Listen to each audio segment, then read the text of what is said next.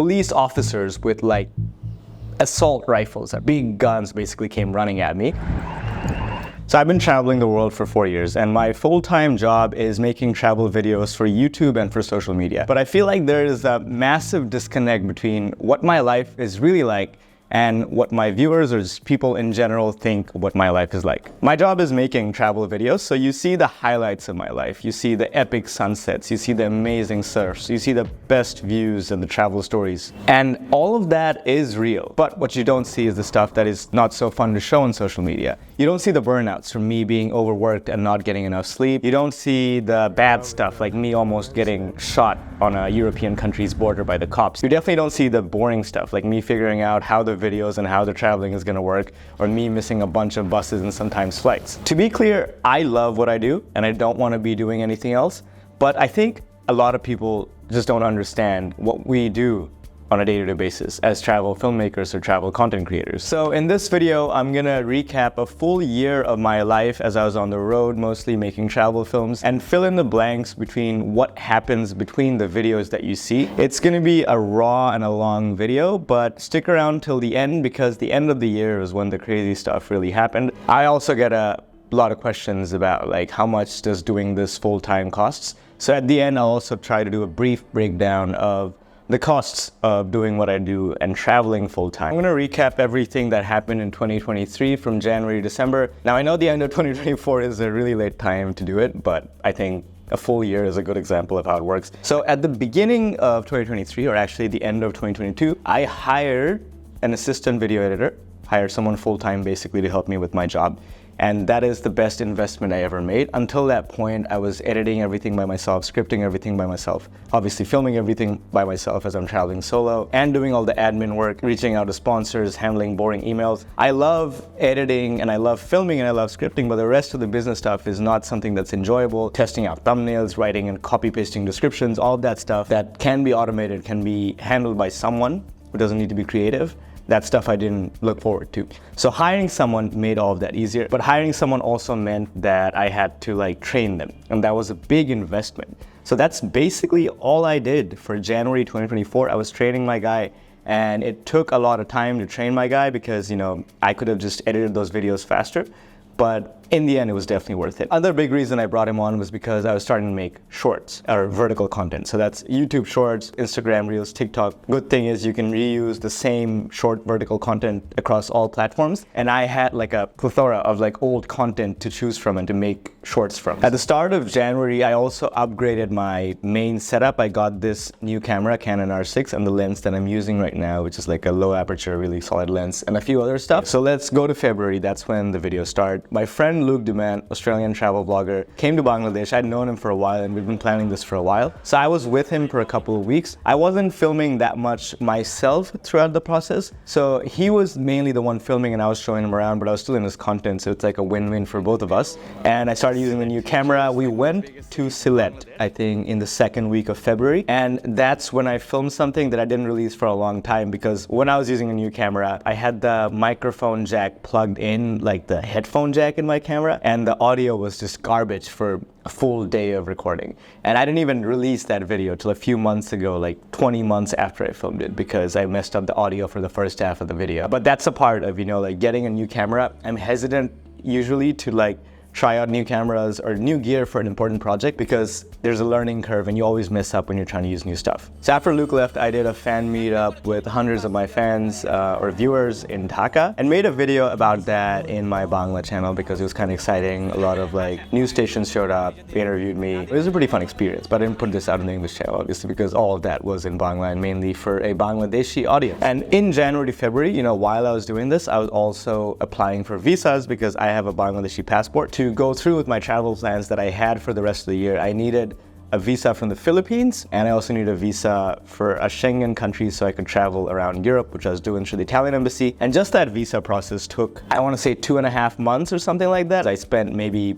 10 working days just going back and forth between embassies, submitting documents, picking up my passport and all that stuff. So in the middle of March, I went from Bangladesh all the way to the Philippines here in Manila. And I was in Manila for like 2 weeks actually, and I was filming every single day from like sunrise till sunset, maybe not sunrise, maybe 9 a.m. till sunset. And I made a lot of videos, and I was doing very much a Luke Dumont or Dale Phillip style of videos, where I was going out and filming just me interacting with my surroundings. And I picked the Philippines to do that because my second biggest viewer base outside of Bangladesh, anywhere in the world, still to this day, is from the Philippines. And it was the Philippines before I'd even been to the Philippines, before I'd made any videos targeting Filipinos. I think maybe it's because I look Filipino. Whatever the reason is, I figured Philippines would be a good place to try out this kind of raw vlogging content. So I went around all day, like filming for hours, filming 2-3 YouTube videos in a day, trying out different street foods, trying out the markets, going to the fancy areas, going to the not so fancy areas, just interacting with people. And then after like 2 weeks of filming in the Philippines, I went from Manila all the way to the southeast of Philippines here in Siargao. And that is where I spent the next 6 weeks. So once I arrived in Siargao, I actually took a week off just to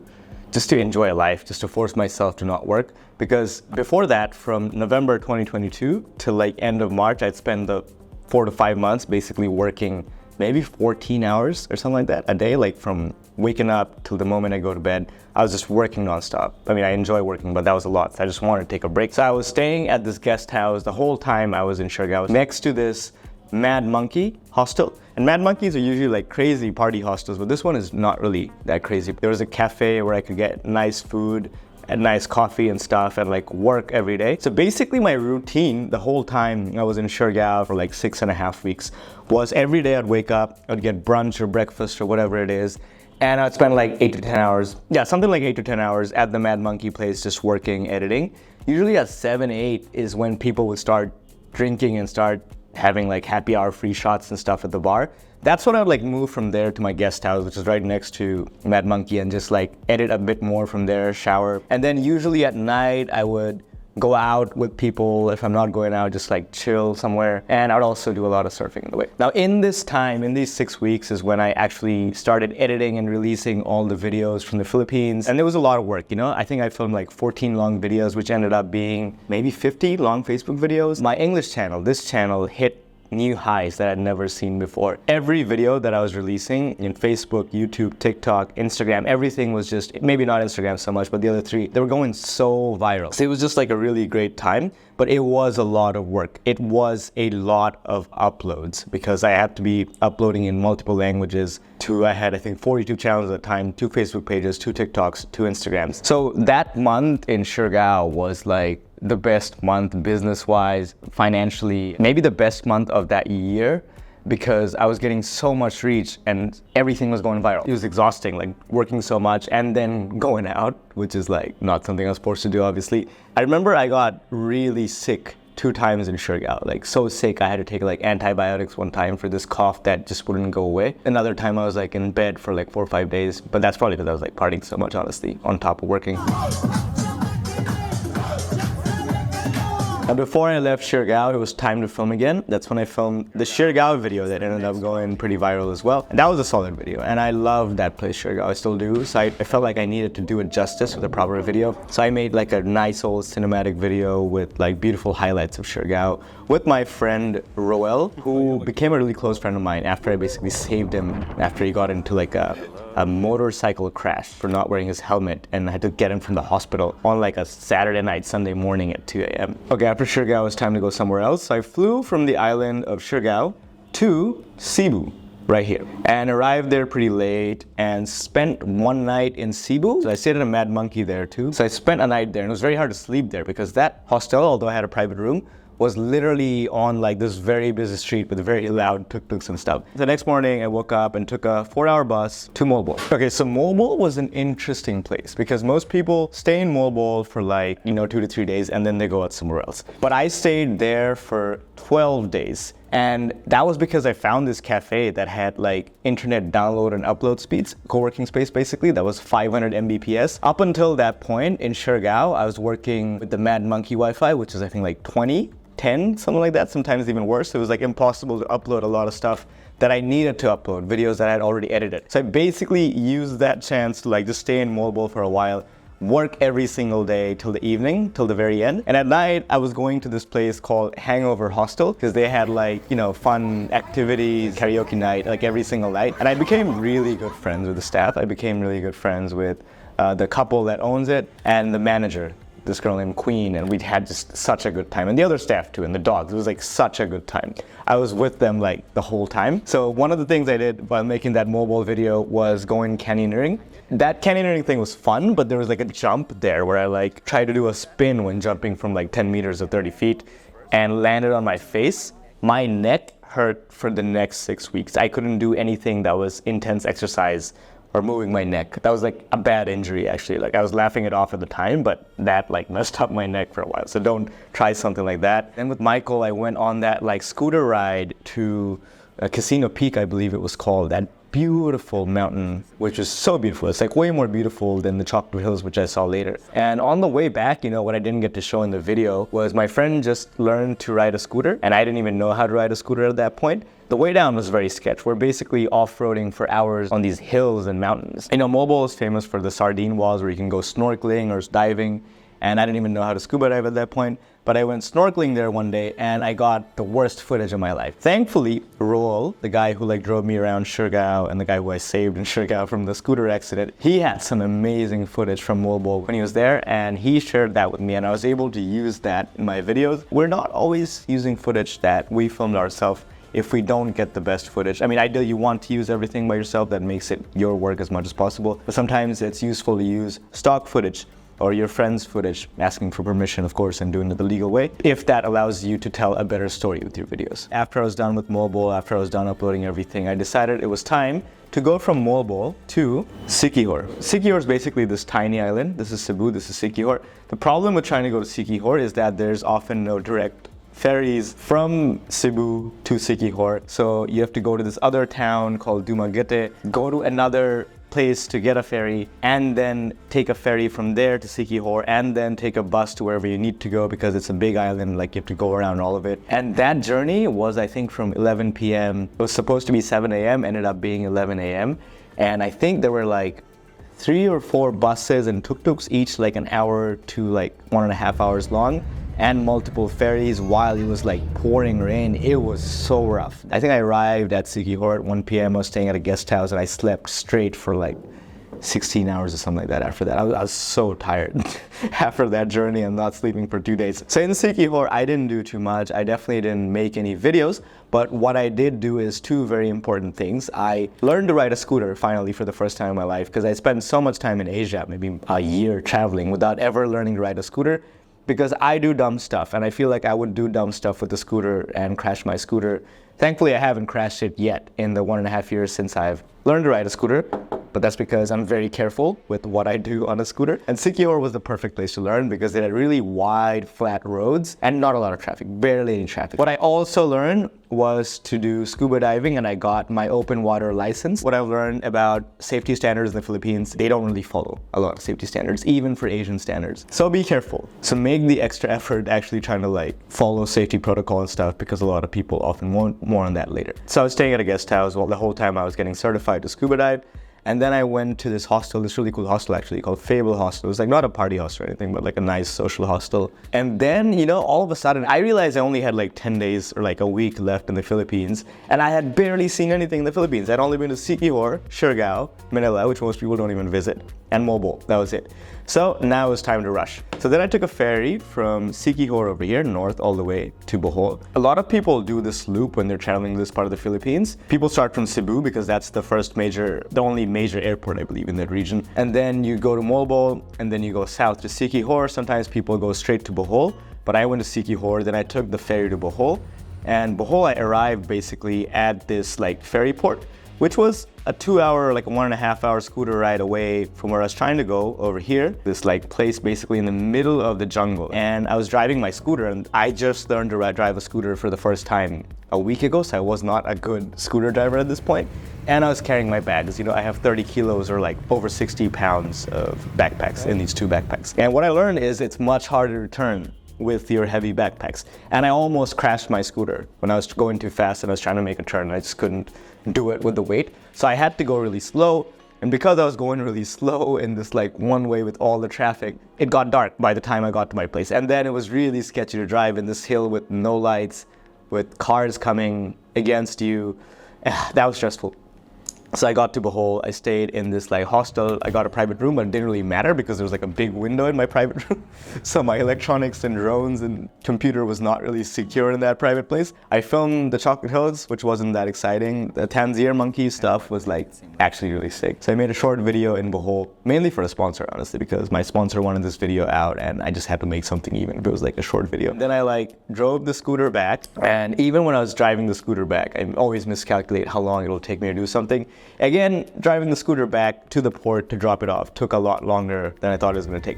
And the ferry that I was taking back to Cebu City, where I had my flight, was actually delayed for like 30 minutes for some reason. I don't know why. So I went from this ferry right here all the way up here to the port, and then I went to the airport, which is on this little island over here. So I arrived at the port in Cebu City, which is like, I think, 30-minute drive away from the airport where my flight was, an hour before my flight was boarding. So I just got off with my bags and everyone was offering to like take me somewhere, and I told this guy, hey, this airport is 30 minutes away. If you take me there in 15 minutes somehow, I'll give you double the price that it says on Grab. And he's like, okay, let's do it. And he was like a rocket for the rest of the way. It was crazy. We're like zooming through these back roads and whatever, which is probably not very safe. But I got to the airport 45 minutes before my flight, ran into my desk in the Filipino tropical heat, sweating all over. And 45 minutes before my flight was leaving, they let me board, they let me check in my luggage, only in the Philippines. From here, I took a flight all the way to one of the more popular places in the Philippines, Coron. The Coron and El Nido and Palawan, all of that is like probably the more scenic parts of the Philippines. No matter what kind of trip people to the Philippines, people go to El Nido, people go to Palawan. I myself did not even go to El Nido. It was starting to rain, and El Nido is famous for like these beautiful sunny beaches and these gorgeous sunsets. It wasn't even sunny anymore by the time I got there. But Coron was cool for other things than sunsets, and that's why I went there. On the first day, I went on like a hike, sunset hike that I showed in my video, and the next day was really cool stuff. We went on these like wreck dives through like the remains of the battleships of World War II. By the way, this is why I say Philippines is not the safest place to go diving. You need to go through special training to go through wrecks, and they're not supposed to take you there. And I wasn't even personally that comfortable doing it, but they were like, nah, you can do it, come with us, whatever. And they just took us through these wrecks. I literally hit my head against something in one of these wrecks because we're in like this dark room with nothing but the flashlight of the guy who's like leading us. That could have been really bad. I also cut my hand while we were like going up from a wreck up to the surface, but that was my fault. I touched like a rope or something, and underwater, you know, nothing, you're not supposed to touch anything. Things could be sharp. The next dive we did, the last dive for the day, that was the really weird one. You know, with the open water license, you're not really supposed to go under 18 meter. So there's this Barracuda Lake where it's like a weird thing. There's like cold water, I think, or like normal water for the first 10, 15 meters. And then there's like, I think, really hot water, like 41 degrees or something, or 39 degrees Celsius for like another 15, 20 meters. So you have to go below that to be in a place where it's like not boiling. So you go in without a wetsuit, but it's still like really hot, like jacuzzi water for that layer in the middle, and you can sweat a lot and have problems with the heat basically. We had to go all the way down to like 35, 40 meters to be at like a normal temperature water. And I wasn't certified to do that because I wasn't trained to do that. But the guys were like, nah, it's fine, we're just gonna be over you. And they were like multiple dive masters watching what we're doing. But they took us all the way to the bottom, which you're not really supposed to do if you're doing things safely. But we went there, came back up. I went back to my hostel in Coron, went to the airport, which is like up on the island here, and flew all the way back to Manila. Now, I didn't want to be in Manila for 3 days, but I just had to do it because I mistimed some stuff. In those 3 days, I wasn't doing much except for just like editing from my hostel, you know. Then I went to another continent. So I left Manila. I think I had a stopover somewhere in the Middle East in one of the Gulf countries. Then I went to Italy, to Milan for the first time. I'd been to Italy before, but never to northern Italy, so I was pretty excited. My family was supposed to be visiting me in Milan, so my plan was basically I would go like a few days before them, like 4 days before them, and just get used to the city. And then when they would come, we'd see Milan and see a bunch of other stuff. When I got there, I realized hostels in Milan were like 80 to 100 US dollars a night, which was just ridiculous. That was insane. COVID changed everything. Before COVID, you could get the same hostels in Europe for like $30, $40 a night. Now they were like literally $80, $90 in the summer especially with a lot of Australians coming in, paying whatever people ask for. Sometimes it's literally cheaper to get like a private room in a guest house than to get a bunk bed in a hostel. So I went to Milan and I made the video from Milan that you might have seen. And I met actually one of my really good friends now, Brian, this really cool guy, which you'll probably see in my videos in the future. The next day, what I decided was that I don't want to pay $100 for like a shitty bunk bed in Milan. And a really good friend of mine, Leo, that I met in Istanbul 3 years ago when he was an exchange student there and I was staying there for like a few months. He lived in Torino, or Turin, which is like the city, I think 1.5 hours, 2 hours, or maybe 1 hour train ride away from Milan. So I decided I'm just gonna go stay there because there were really nice hostels with like nice beds and nice co-working space for like $30, $40 a night. And my friend was there, so he would show me the good stuff. And so he came every day and we were like just chilling in the town, going to the best spots for sunset. I mean, summer in Europe is the best time ever, honestly. Best place to be in the world, I think, summer in Europe. And then we went to this rave, this techno rave at a pool and had a lot of fun. Like it was not like people swimming in the pool, it was like a sports complex, let's say, that's used for like events. And then from Torino, I basically went back to Milan, met up with my family again. And my mom had been to Europe with me before, but it was the first time in Europe for my dad and my sister, and I really wanted to show them Europe and show them some of the highlights of Europe. So it was a happy time. I think we were in Milan together for like 2 days maybe. So we had Interrail tickets, you know, we bought it a long time in advance so we could take trains around Europe. Boy, that is a lot more complicated than I thought it would be. How you take trains changes depending on like which country you're taking it from, which country you're taking it to. So the first trains we were trying to take was to Switzerland, right?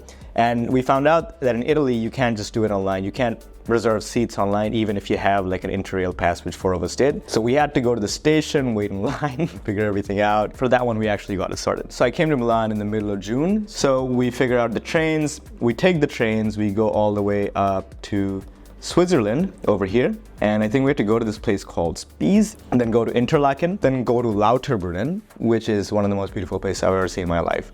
I made a video from there and from Interlaken and everything. That was gorgeous. I think there's like 70 waterfalls in that little valley. It was very expensive, obviously, because it was Switzerland. I think we were paying maybe $200 a night for each of our rooms where like 2 of us were staying, but it's Switzerland in the summer. That's what you have to pay.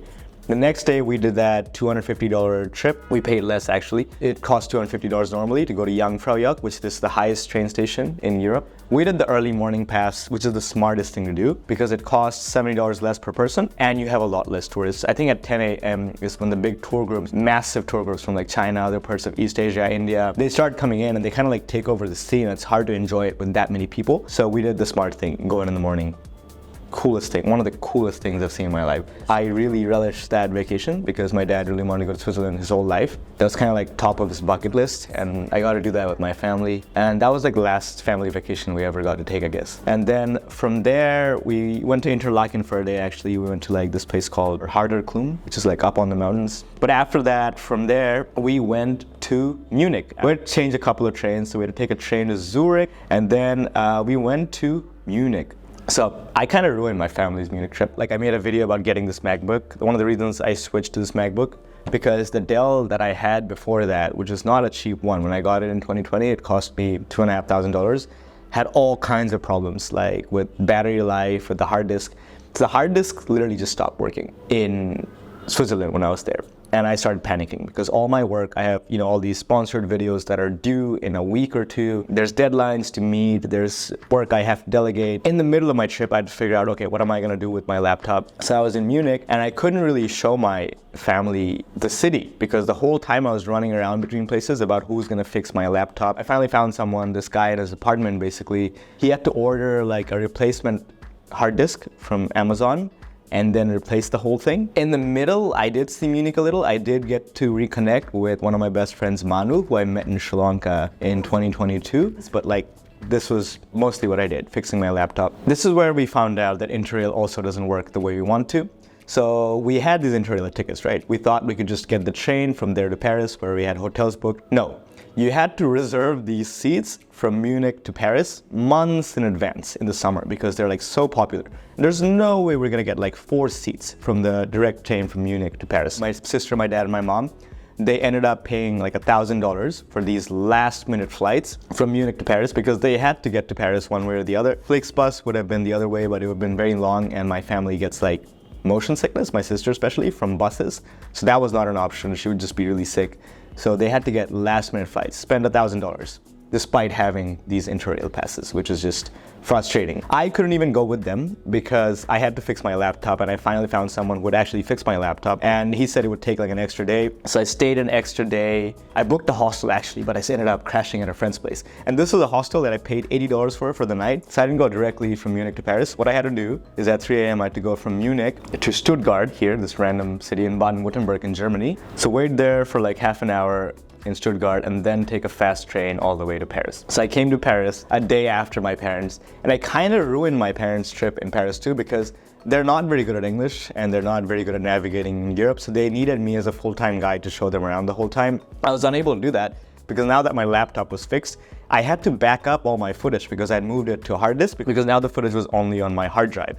It was not online, backed up on Google Drive, and if my laptop got stolen, I was screwed. So I had to go to a co-working space, I think pay like $30 a day, and I had to go there I think 2 days maybe. And I had to upload like 2.5 terabytes, 2,500 gigabytes of footage and back it up on Google Drive and sync. So that was a whole process. But I got to show my parents a little bit more of Paris than I did in Munich at least. I took them around the Eiffel Tower. My family went to the Mona Lisa, see the Mona Lisa and stuff. Not my mom, because she had been there with me before. We had been to Paris once like a few years ago. Oh, and then there was like one day I went up to meet up with my friend. This was during the riots, you remember? Like Paris was on fire in June last year because this police officer shot this person of color, this kid in a car because he wasn't stopping driving or something like that. Or there were cars on fire at night. It was like a wild time. They shut down all the metro lines, which is one of the reasons I ended up like crashing at my friend's place. And when I was going back to my friend's place, we literally saw cars being burned on the streets. It was like a crazy time to be out in Paris. Next day, I go meet up with my family again, and this time we take a flight to Venice. So we had to go back to Italy because my family's round trip was to Milan and back, and we figured for the last stop we'd go fly into Venice over here. Now we didn't stay in Venice because that can get very expensive. What we did was we stay in this place called Venice Mestro, which is like a short train ride away from Venice, but way less expensive than Venice. And then during a day trip, me and the whole family, we went to Venice with the bus, not the train. We explored the city and I made a video from Venice, which is really one of the coolest places ever. So I'd been to Venice before in 2018, so this is my second time in Venice.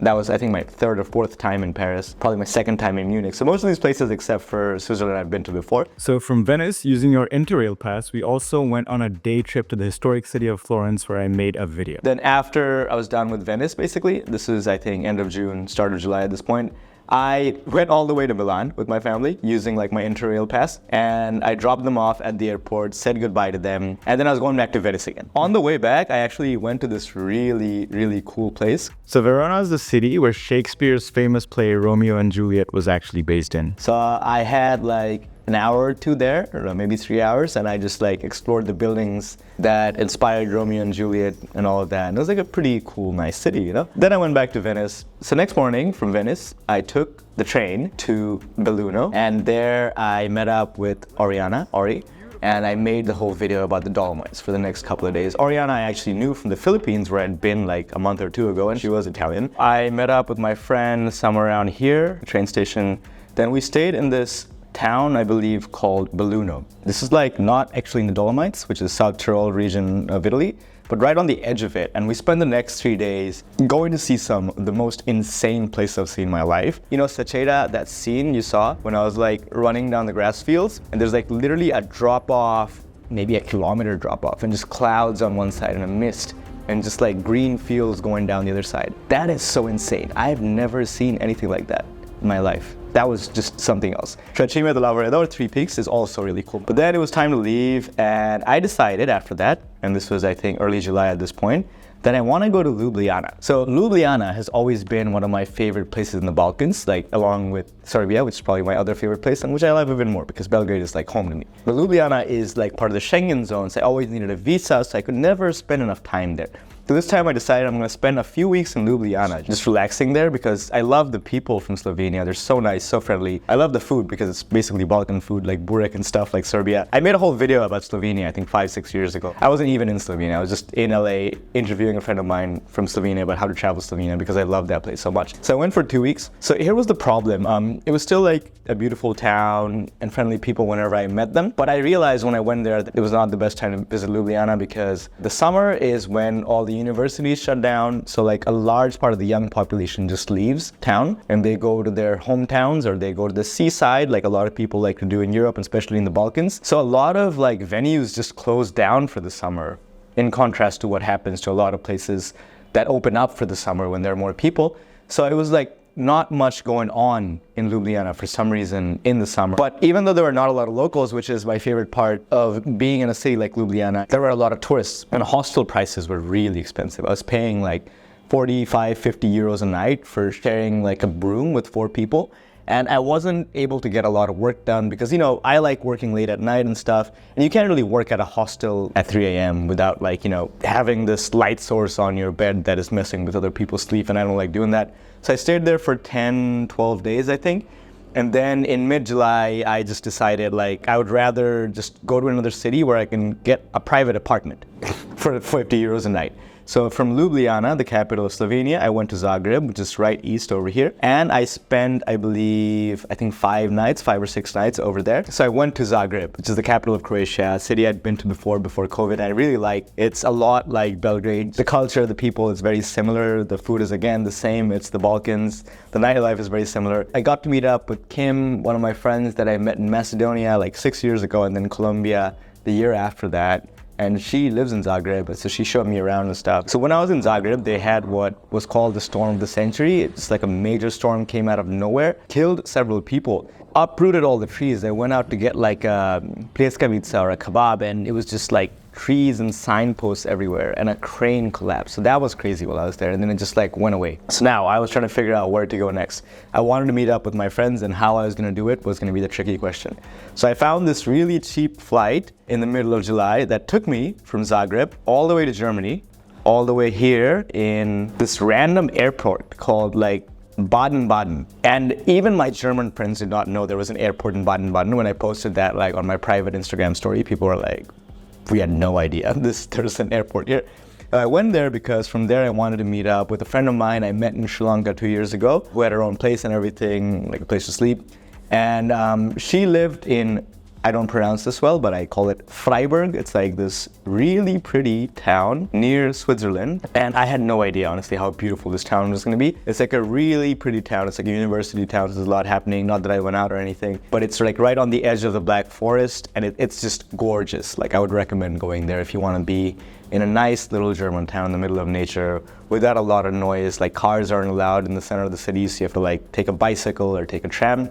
So I spent 2 nights there basically just catching up with my friend and all. Then I was going to try to go to Brussels to meet up with one of my really close friends, this guy I met in Guatemala in 2019. Maybe you remember the videos from there, right before COVID. And then he came to visit me in Los Angeles in 2020. So 2022, actually, the year before that, in the summer, he came to visit me in Serbia when I was in Belgrade for 3 months. And he brought 2 of his friends from Belgium, from Antwerp, with him, and they became really good friends of mine. So I was gonna go visit all of them. So, but I realized on the way from Freiburg to Brussels is this little country called Luxembourg. And I started researching what I could make a video about for this country, right? And the moment I saw that this country has the highest GDP per capita in the world, I was like, okay, this is gonna be a good video. This is gonna be a viral video just because of this title, A Day in the Richest Country in the World.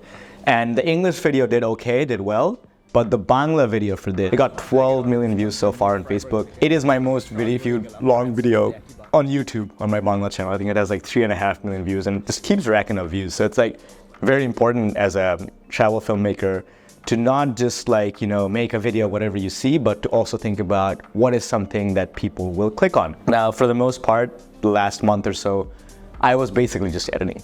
and I hadn't filmed something new, but it just takes so long to edit. Then I went to Brussels, where I stayed with my good friend that I mentioned earlier, Vince, for I think 2 nights. After that, we headed to Antwerp, where he's actually from. So from Brussels, I took like the 30-minute train to Antwerp, basically. Stayed with Hans and Mando, my 2 good friends, at their place for 6 days. And this is like end of July, peak summer in like Northwestern Europe, and it was pissing rain every day. It was like 15 degrees every single day. There was one day when the weather was nice, when Mando was playing at this like private house party. He's like a DJ. That's the one day we got to enjoy.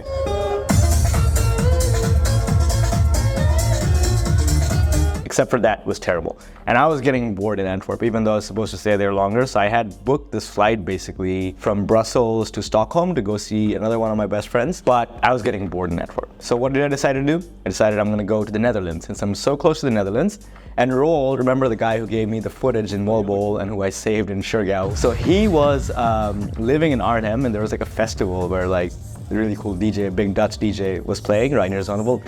And we went to go see him at this festival. In the Netherlands, the weather was even worse. It was like even colder, and it was raining so hard. We're all like in ponchos, you know? But in the Netherlands, no one seems to care about the rain because they just live with it the whole year. So the festival went on as expected. I was staying in Utrecht actually, because I wanted to see that city. I'd never been there before.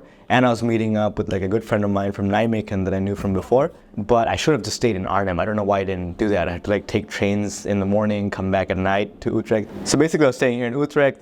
Arnhem was over here.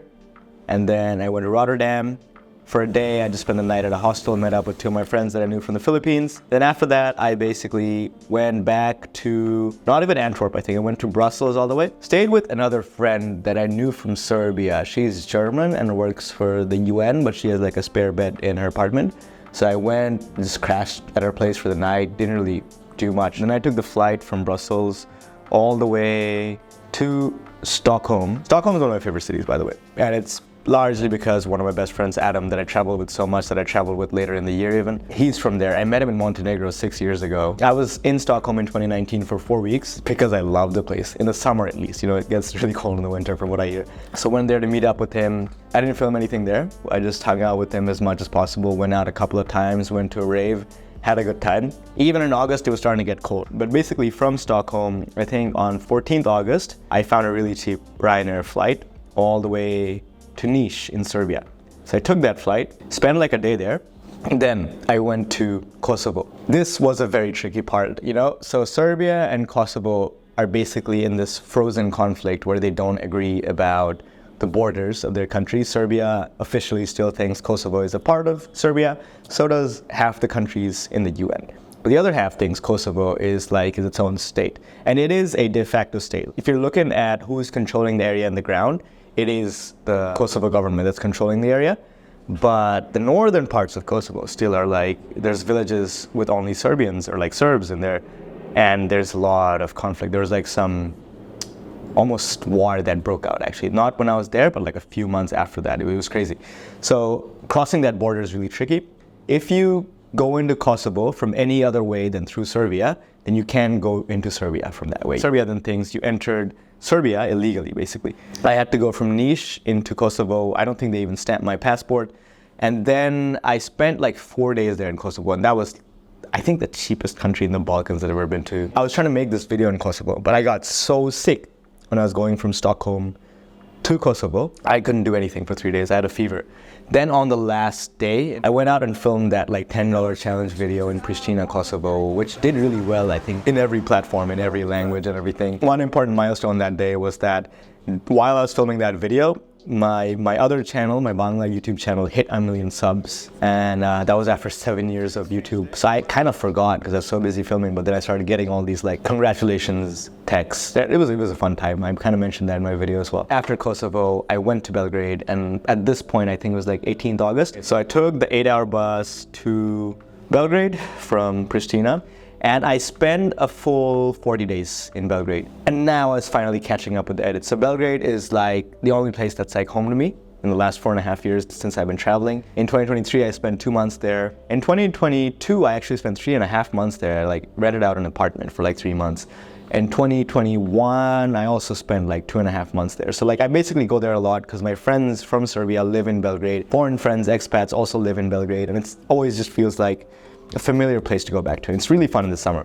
but also gets cold in the winter, so it's important to go there in the summer. I was working all day at this cafe where people actually like drink in the evening, but like during the day, people are just working or chilling. And after like a year, I think I was finally caught up with the edits of all the videos I'd filmed, and it was time to film new stuff again. So on September 29th, I left Belgrade again, and I went to Germany again, to Munich, but not directly to Munich because there's an airport called Memmingen, which is like an hour and a half drive from Munich. From there, I went to Munich to meet up with one of my best friends, Manu, who I mentioned earlier. I stayed at his place because it was Oktoberfest, and two of his like really close friends from university were there. They're all Spanish, by the way.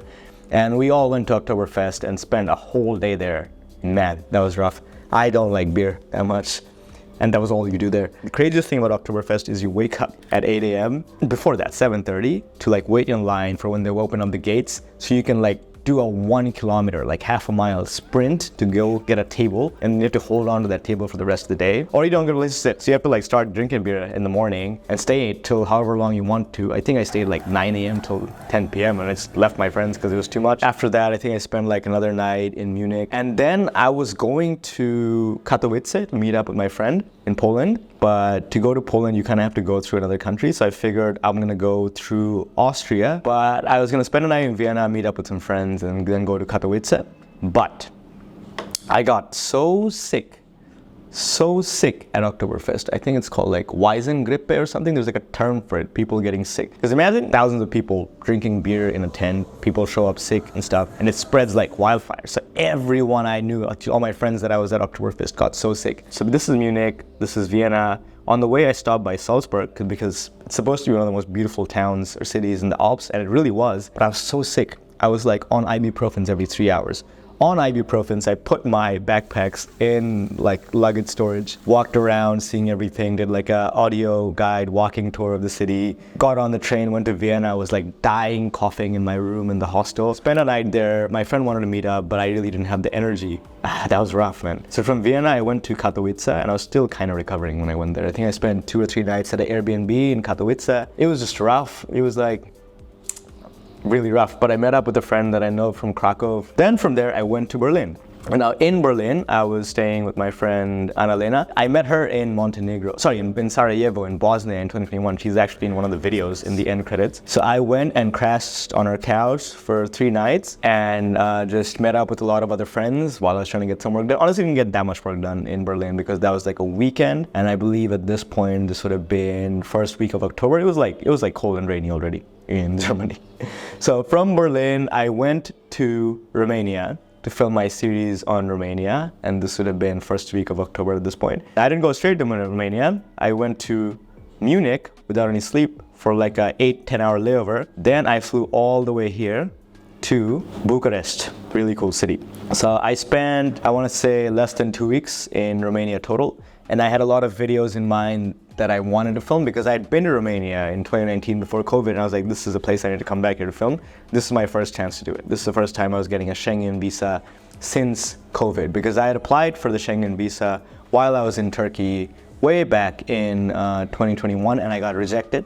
Now that I had it, I had to make the most out of it. Having a Schengen visa allowed me access to go to Romania. That was their official policy for Bangladeshi citizens. So I went there, I filmed that video in Bucharest. That ended up going so viral. It's one of my most viewed videos on the English YouTube channel with a Romanian audience. Months later, when I posted the videos on TikTok, it went viral on TikTok. And I ended up being on Romanian news. Like, I was on the news. This woman, I forgot her name, but the reporter, she messaged me and she interviewed me. Changed the course of a country's history. Ce l-a mai surprins plăcut? Ei bine? Maybe you remember, but in 2022 in Albania, the same thing happened. Stuff went so viral on Instagram and TikTok that I was invited to Euronews Albania. So from there, I went to Transylvania, because I've been to Transylvania before, and I was like, okay, now I gotta like actually make a video out of it. And I was in this whole region basically. Brasov was my base, so that's where I started, that's where I ended. But from there, I took a bus down to like Bran to film in Bran Castle, Dracula's castle. Went back to Brasov, then I missed a bus.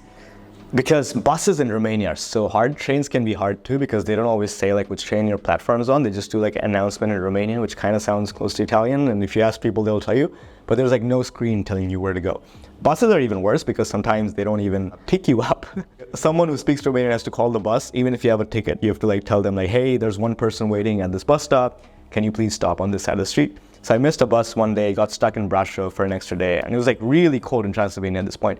It was like -5 degrees sometimes. Like I had to film only when the weather allowed. So I had a few days left in Transylvania. So what I ended up doing is I went to Sibiu to film a little bit. It's all on film, but there was one day when I spent like 14 hours on a train. So I went to Sigishora in the morning, cool stuff. That's where actually Count Dracula or like Vlad the Impaler was born and was from. Then I made it back to Brasov, and then it was time to go back to Bucharest again.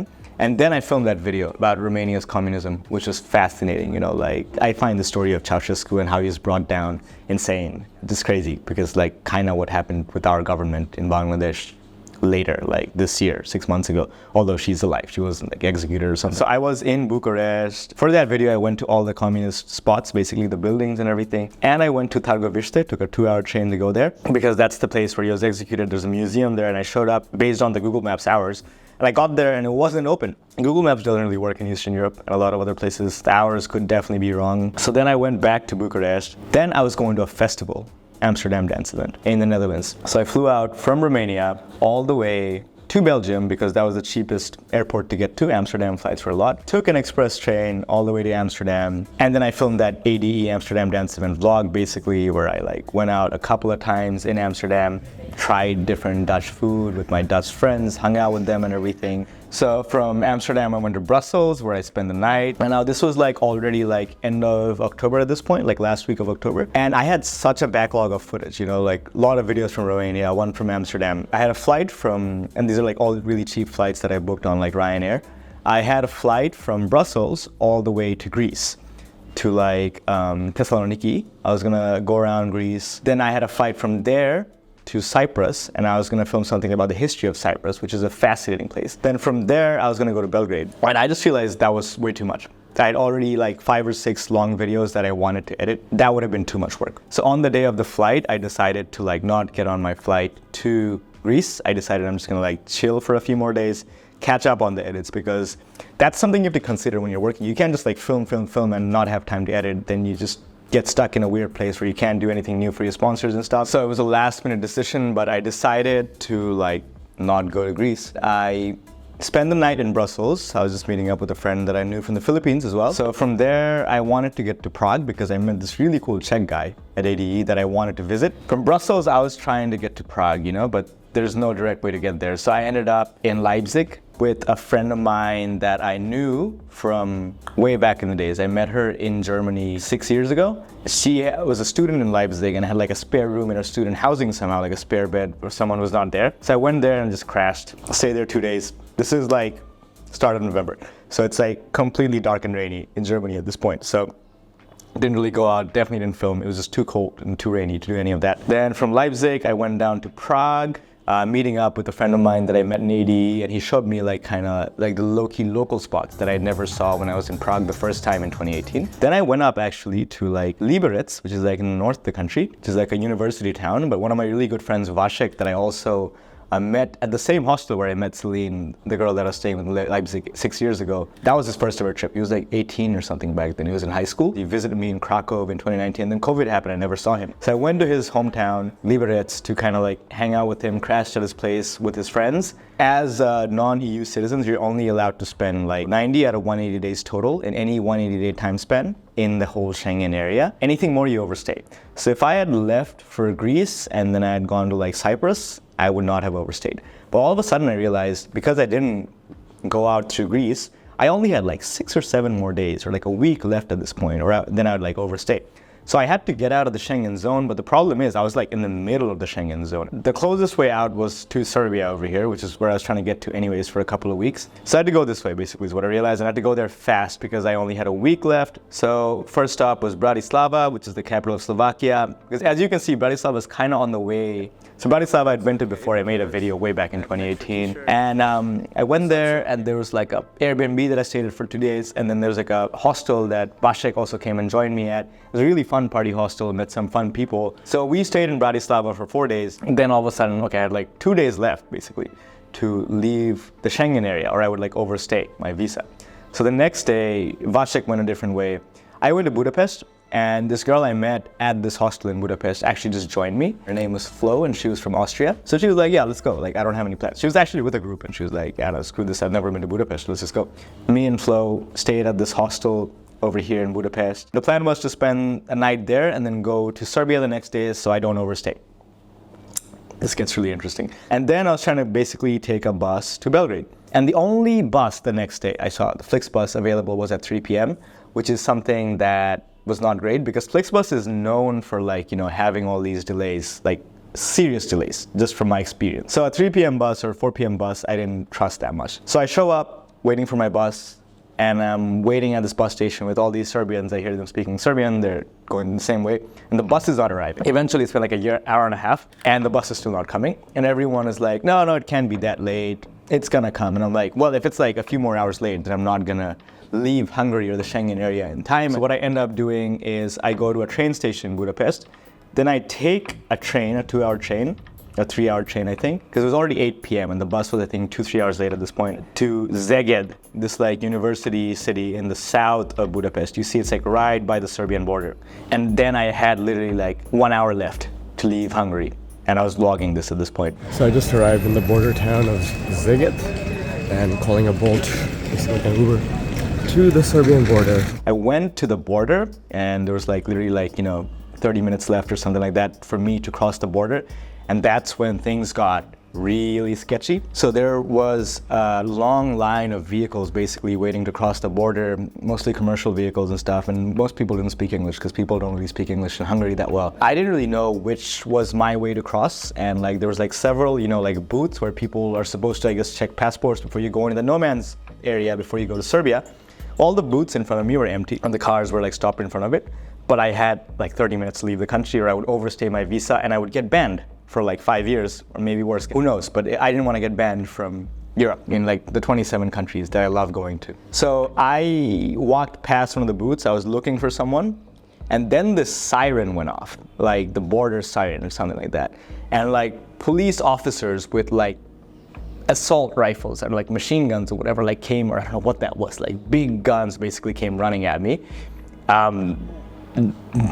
It was scary as hell. I think they thought I was trying to illegally cross the border coming into Hungary, but I had my passport in my hand and my backpacks. I hope I look like a traveler. Problem is, I am ethnically part of the group that tried to enter the EU zone illegally from other places. They probably look at me and think oh, this is potentially another guy trying to legally smuggle in. So they're really mad, and I showed them my passport, and then one lady saw it. I guess she was just gone from the booth. Maybe I should have waited for her, that was just dumb, just to walk past the booth. But I don't know, I thought maybe there's another booth or something up ahead where people are, because there's no one at this booth. That was my thinking. So I go back, and then they stamp me out with 30 minutes left on the day. Then I entered this no man's zone, and I'm walking again, and again some cops saw me and ran up to me with their guns and stuff. I was really scared at this point. And I showed them that I just got an exit stamp, I'm going to Serbia. So then I'm going to the Serbian side, and there's this no man's area. I want to say 500 meters to a kilometer between two countries where no one really goes. It's just a road that passes through, and there's checkpoints on both sides. So right now I'm in the no man's land. So the Serbian side, I get there, and the cops are really friendly actually. They're like, what are you doing? They speak English. Serbians speak English, thankfully. And I'm like, yo, I'm just trying to go to Belgrade, but it's really late. It was midnight already. So I was like, maybe I should just stay somewhere nearby. And they're like, yeah, you really shouldn't try to travel this late. And they're super nice. I found out there were some problems going on that I'll say in a second now. So then I crossed over to the Serbian side, and in my head I was expecting taxis and everything on the other side that could take me to the nearest city, or take me to Belgrade, take me to a bus station where I could go to Belgrade. None of that was there. I was in the middle of nowhere, in the middle of fields, with nothing but just lines of commercial vehicles carrying goods. So I was walking by these farms or fields through these commercial vehicles with no one around me. It was pretty cold. I think it was 5, 6. It was not freezing, but it was pretty cold. All right, I'm finally in Serbia, and it looks like to walk maybe 3-4 kilometers, 3 miles with all my bags, and then I'll either try to take a taxi to the next city, or just spend the night here because it's getting late? Eventually, I go to a gas station to like call my friends and figure out what I can do. Then I found out like a week before I went there, this was first week of November, there was a massive issue with like shootouts between like mafia gangs near that city where I was at, where there was like some smuggling rings that were like smuggling people that look like me from like Asia and South Asia, the Middle East, and they're also smuggling weapons into the EU from that city, Subotica, and there was like a shootout between these migrant gangs basically, and they were linked to the Taliban when they're weapon smuggling as well. So this is like big news. And 3 people were killed in a shootout in a warehouse, all like migrant gang members. So the police were like on full notice on any sort of suspicious activity going on. What my friends told me is that like me being a brown person in the middle of this at midnight without a place to sleep wasn't the best look. Like Serbia is usually the nicest people, I want to say, but that was just the wrong city to be in at the wrong time. So my friend finally managed to find a taxi that would take me to the city where there's a bus station, and this taxi driver was pretty paranoid. Like he came and he checked my passport, he made sure I had like a legal entry stamp and everything. He took the back roads and he kept telling me like we're taking the back roads because the cops might stop and like take you if they think you're suspicious. Then we go to the bus station basically, and the bus station doesn't even open, like the gates are closed till the morning. So at first I was thinking like I'll spend the night outside. Texting this guy the whole time that I met in the bus station in Budapest, who was supposed to catch the bus with me. That ended up being like 7 hours late. So if I waited for that bus, by the way, I would have overstayed my visa. So that was a good call coming here. So he kept saying it's a safe place in day, but like at night, especially with the shootout and stuff, it was not a safe place anymore because I would just look like a suspicious person if I was like homeless in the middle of the night in front of a train station where bad people hang out. So he booked a hotel for me. I think it was like 30 bucks a night or something. Well worth it for the peace of mind. Spend the night there, and daytime it's completely safe. So daytime I went to the train station. Subotica has one of the most unique McDonald's I've ever seen. So I went there just to take a look at the McDonald's. So Subotica is here. Took the bus all the way down to Belgrade. Man, that whole episode is one of the most stressful things I've ever experienced. That was crazy. That was insanely crazy. I was so on edge. I really thought like my life was at risk at one point. But I was back in Belgrade. It took me a few days, I think, just to recover. I didn't like talk to people for a while. Yeah, I spent like 2 more weeks in Belgrade. I think I was there till November 19th, basically. Doing the same stuff, catching up on the edits, just like working and stuff. So then on November 19th, I took a flight all the way from Belgrade to Bangladesh. But first there was like a stop in Dubai over here. Then I came back home to see my family. I was supposed to spend a week there, basically, because I had this trip to Thailand planned at the end of the year with Manu, the guy whose place I stayed at Oktoberfest in Munich, and another friend that I also met in Munich and who was with me at Oktoberfest as well, Carlos. They're both Spanish. So I was supposed to go back to Bangladesh, get a visa, because Bangladeshis need a visa and we just can't get it online. We have to come back to Bangladesh, submit our passport to an embassy, so we can't even travel anywhere else because our passport's like held hostage at this embassy. And then we get it back, then we can travel. And there was a massive delay in visa processing at this time because elections and a lot of people apparently tried to escape the country before elections is what I heard. So there was like a massive line and it took longer than I thought it would. So I had to change my flight once. I was supposed to go there the day that my friends were getting there, but I had to move it, I think 1 or 2 days. Finally got my passport back on December 1st. So from Bangladesh, I took a flight all the way here to Bangkok. And that's when I made that video, first day in Thailand. Banged up in Bangkok because on the second night, I ended up getting stitches on my chin on Khao San Road. There's only so much I can say on what I did on Khao San Road to get those stitches, but if you've been to Khao San Road, I feel like you can fill in the blanks on that part. But it was a wild night and I ended up busting my chin open. So then we took a flight from Bangkok all the way down here to Phuket. And we didn't want to stay in Phuket because all we'd heard is there's like weird rich Russian tourists and like sex tourists in Phuket, and we didn't really want to see that. So we went there, we took a taxi to the other side of town, and then we got on a speedboat to go to Koh Phi Phi. So we stayed in Koh Phi Phi for like 5-6 nights, and at the first couple of days I was working again. I had a video due for my sponsor. I think it was the Bucharest video that I was editing at the time, or maybe the Transylvania one, I can't remember, but there's always a backlog, So I put that out, and then was the first time since like first week of March I actually took a few weeks off of work. Because then I was traveling with my friends, and if you're working and filming when you're with your friends, you kind of like ruin their vacation. So I just wanted to take like a few weeks off and spend 2 weeks with my friends. So we were in Koh Phi Phi for like 5 or 6 days. That's where I met up with Adam, my friend in Stockholm that I was visiting, in August. And a couple of other people were actually also there. It was like a good crew of us, and we were like going out so hard every night. And being too hungover to like leave in the mornings because there's a speedboat in the heat back to the mainland, which is just like a rough thing. So eventually I stayed 6 days. My friends left a day before me. I was too hungover one day, so I couldn't leave. So they went to Krabi, and then like the next day I joined them in Krabi, in like Ao Nang actually. There's this gorgeous beach near Krabi basically. So I was there a day after them. I had to leave that place a day after them as well because they had already seen everything in the first day when I got there.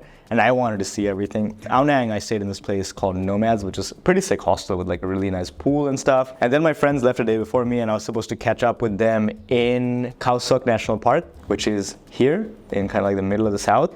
But I didn't get to go there because I got so sick. It was literally the worst cold, I think, that I've had in my life, or that I remember in the last 5 years. I was in bed for 6 days. There was like a 24-hour time span where I just like got up to drink water and like use the bathroom. I couldn't even like go out to eat. I was too weak to change from a hostel to like a hotel. I was like dying in this party hostel where people were like having fun, and I just couldn't do anything. I didn't have the energy to even like watch Netflix on my phone. So I was stuck there for like 5 to 6 days basically. Like that was rough. My friends were gone. I was supposed to join them the next day and I just couldn't. So they went and saw Khao Sok, and then they went to Koh Tao, which is like this island on the other side. When I was healthy enough, I went out to see like Raleigh Beach over here, which is like one of the most beautiful beaches I've ever seen. I don't get people who say it's overrated. It's like the classic wallpaper on like a Windows computer. So I did that. Then I spent the whole day traveling. There are a lot of places in Thailand where they're like the bus timings and everything just make no sense, and that's the only option. You just gotta roll with it. So I took the bus from like Ao Nang, which is over here, or a van basically, to all the way over here at this port, and then I took the ferry to Koh Tao, which is like the furthest island. And now we were in the Gulf of Thailand basically. Before we're in the Indian Ocean over here in Koh Phi Phi and stuff. So here I spent I think 8 or 10 days the first time around. Koh Tao was a really good place. By the time I got there, I was still sick, honestly. I was still like on ibuprofen, like 1 a day for the first couple of days. That really like destroyed me. I lost 5 pounds, or like 2.5 kilos. So in Koh Tao, finally I got a bit better. My friends were getting certified to get scuba dive because that's the place to do it. Eventually, I think on the last day when my friends were leaving, I went out with them to this jungle party. They actually have like good raves, it's real techno that you kind of expect in Europe. And then they left. And then I stayed a couple more days for Christmas in Koh Tao. Then I went to Koh Phangan, this island, the big one next to Koh Tao, for the full moon party basically. I went there for 3 or 4 days, not just the full moon party. And the full moon party, everyone told me, is going to be the most overrated touristy party ever, which is exactly what it was. To be fair, I didn't do it the way you do it, I guess. Go and meet a lot of people. I went there with a friend of mine that I knew from Koh Tao. She came to Koh Phangan, was at a different hostel, so we just went together and like we came back together. But yeah, it was so overrated, that full moon party, honestly. Like everyone told me, all my friends that like the music, I do, told me it's overrated, and it was very overrated. I went to the jungle party before the full moon party, which is supposed to be much better. It was still pretty commercial. If you don't like commercial parties, that's not your scene. I like the jungle parties in Koh Tao way better than this. There's parties in Pai that I also like way better than this. So December 25th to 29th, I was in Koh Phangan. These were really cool places, like by the way, for just to drive around your scooter. I was driving my scooter a lot in Koh Tao. My friend Santiago left his scooter for me. Then I was driving my scooter a lot in Koh Phangan as well. And Koh Phangan actually was like a really nice island just to drive around. There's a lot more in Koh Phangan as opposed to Koh Tao, like a lot more infrastructure for working remotely. After my friends left, I was basically like editing a lot. I was like still catching up with the edits because it takes so long to edit. And Koh Tao, before I left, the day before Christmas Day, I did like a scuba dive, but the water was so murky. I wanted to get my advanced lessons there, but the water was just too murky because there were like big waves. So while we were traveling Thailand, they were having like the worst storms, the worst waves ever seen to hit like that Gulf basically, and ships were sinking left and right. Every ferry that I was on, people were like throwing up everywhere. They had to move like the bags to the middle of the boats so the boats don't capsize, and multiple ships sank. There was like one ferry with 55 backpackers or 55 travelers that sank, and people lost, like I knew people that lost all their bags and stuff in the ocean. Like some people lost their passports and everything else. No one died, but like it was a crazy time to be taking boats back and forth across like the islands in Thailand, let's say. But I took a lot of boats in the middle of that anyways. I missed my ferry back from Koh Phangan to Koh Tao. I somehow overslept, and this is not the day after the full moon party, this is the day after the full moon party. And I went to bed at like 8 p.m. and I somehow woke up at like 1 p.m. Like my ferry was at noon, my checkout was at 11. Usually hostel staff wake you up when you sleep past checkout time. So my alarm didn't wake me up, no one wake me up. I woke up at 1 p.m. and it was way past my my ferry time. If you're trying to go to Thailand around New Year's Eve, it's very hard to find a hostel spot or like a resort or anything sometimes. So Koh Tao I had to go to because I found a spot there and I wanted to stay there because everything else was getting booked out. But I found an afternoon ferry that also goes there. Took another last rough ferry to Koh Tao. And then I was there, I was just chilling, and then I went out the day before New Year's Eve and the day of New Year's Eve to another jungle party, which was really fun. And that sums up my 2023 year. That's what happens behind the scenes. Most of it is spent editing, most of it is spent going from one place to the other. In the whole year, I really had, I want to say 3 weeks off where I wasn't working. 2 of those weeks I took in Thailand basically to spend time with my friends, and then I spent 6 days like on a bed, like strapped to a bed with a fever. And then I spent the first week in Siargao without working, except for that. When I'm not with my friends, I'm usually working. I don't really have any other hobbies. I really enjoy what I do. I really enjoy the editing process and the scripting process, and obviously the filming, but I think the editing and the scripting is what I enjoy the most. That's what the life of a full-time travel YouTuber looks like. It's pretty hectic. In that whole year of traveling, I slept in 76 beds, not including my home bed in Bangladesh, of course. It's like a lot of moving around. Even though I only filmed in 9 countries, you know, when you're uploading to all these different platforms like YouTube, Facebook, TikTok, Instagram, I ended up having 2,200 uploads total because I'm also filming in 2 languages just in 2023.